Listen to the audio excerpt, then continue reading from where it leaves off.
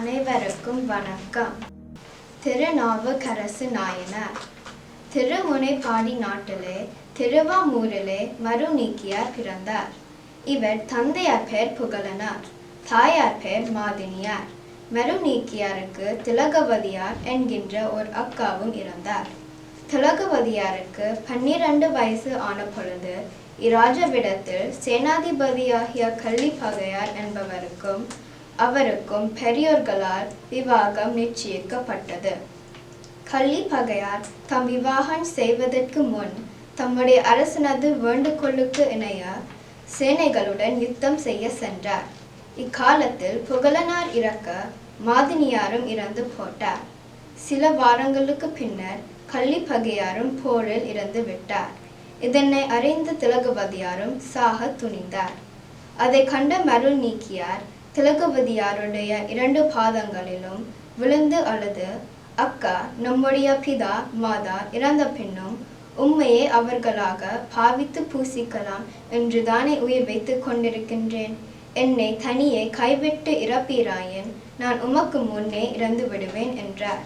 திலகவதியார் அதை கேட்டு தம்பியார் உயிரோடு இருக்க வேண்டும் என்னும் ஆசையால் தமது உயிர் தாங்கி வேறொருவரையும் விவாகம் செய்து கொள்ளாமல் சிவகாருண்யம் உள்ளவராகி வீட்டிலே தவம் செய்து கொண்டிருந்தார்.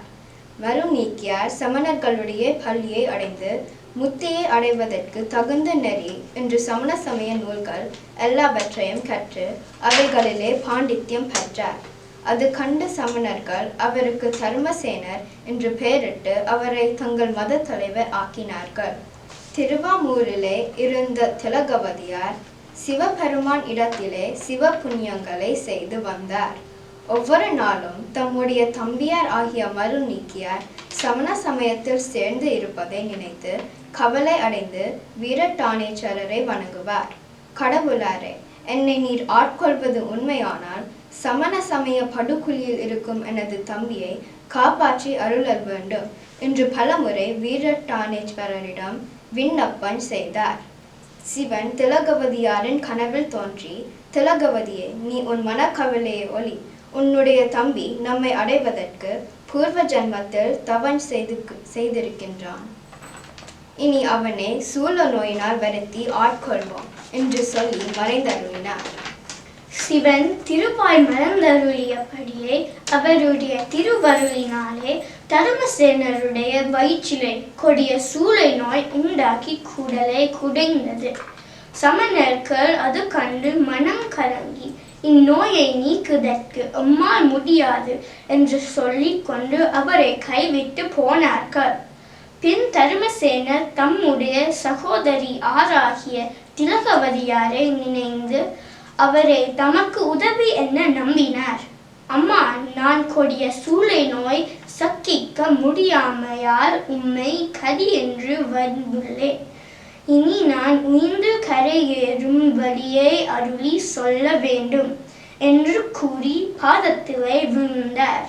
திலகவதியார் சிவனை நினைந்து மனம் கசிந்து உருகி கடவுளை வணங்கினார். இதுவும் சிவனுடைய திருவருளே. சிவனின் திருவடியை வணங்கும், அவருக்கே திருத்தொண்டு செய்யும் என உபதேசித்தார்.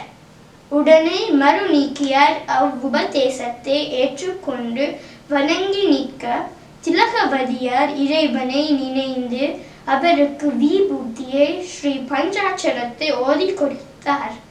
மருநீக்கியார் மிகுந்த ஆசையோடு வணங்கி அவ்விபூதியை வாங்கி உடல் முழுதிலும் அணிந்து கொண்டார். திலகவதியார் திருக்கோயிலுக்கு தம்பியாரை அழைத்து கொண்டு போனார். மருநீக்கியார் வீரட்டானேஸ்வரரை பிரதட்சணம் செய்து கோயிலை விழுந்து வணங்கி எழுந்து நின்றார். அவருடைய திருவருளினாலே தமிழ் செய்யுள் பாடும் சக்தி உண்டாக்க பெற்று தம்முடைய சூளை நோய் நீங்கும் பொருட்டும் பிற்காலத்திலே என்போடு ஒதுக்கின்ற யாவருடைய துன்பமும் நீங்கும் பொருட்டும் சிவபெருமான் மேல் கூற்றாயின விளக்ககிலீர் என்னும் திருப்பதிகத்தை பாடி அருளினார். உடனே சூளை நோய் நீங்கிற்று. அப்பொழுது மருநீக்கியார் தமக்கு உயிரையும் தந்து முத்தினரையும் தந்த சிவபெருமானுடைய திருவருளாகிய கடலில் அமிழ்ந்தி திருமேனி முழுதிலும் உரோமாஞ்சம் கொள்ள 2 கண்ணினின்றும் ஆனந்த கண்ணீர் சொரிய நிலத்திலே விழுந்து புரண்டு அழுதார். இப்படி நிகழும் போது வீரட்டானேஸ்வரருடைய திருவருளினால் நீ அற்புத சின்மய மதுரமாக்கிய தேவார பதிகத்தை பாடினபடியால் உனக்கு நாவுக்கரசு என்னும் பெயரை சப்தலோகங்களிலும் வழங்குக என்று எல்லோருக்கும் ஒரு வியப்பு தோன்றும்படி ஒரு அசரீரி வாக்கு ஆகாயத்திலே தோன்றிற்று. அதை கேட்ட திருநாவுக்கரசு நாயனார், சிவபெருமான் இத்தனை காலமாக தம்மை நிந்தித்த சிறியேனுக்கு இந்த பெரு வாழ்வை தந்த அருளினாரே என்று மகிழ்ந்து வணங்கினார். திருச்சிற்றம்பலம். கூற்றாயினவாறு விளக்கறிலீர் கொடுமை பல செய்தன நான் அறியேன். எச்சாயடிக்கே இரவும் பகலும் பிரியாது வணங்குவன் எப்பொழுதும் தோற்றாதன் வயிற்றினகம்படியேன்